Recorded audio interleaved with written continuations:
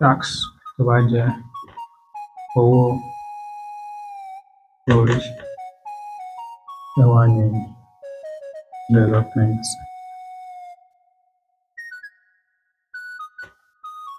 levy. Ẹ̀yin èèyàn wa, bí tax tó bá jẹ́ owó orí ní èdè Yorùbá, kí wá ní ọ̀rọ̀ Yorùbá fún development levy? Tax, owó orí, kí wá ní development levy ní èdè Yorùbá? Bí ẹ bá mọ̀, ẹ bá wa fi sí abala rí sí kí gbogbo wa ká jọ kọ́ ẹ̀kọ́. Ẹ ṣé lọ́pọ̀lọpọ̀ tí ẹ darapọ̀ mọ́ wa tí a jọ gbé àṣà, ìṣe àti èdè wa lárugẹ.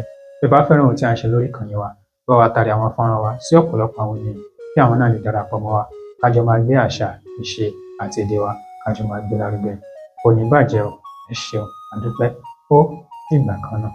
Ojúlówó Yorùbá, ìkànnì àṣà, ìṣe àti èdè Yorùbá.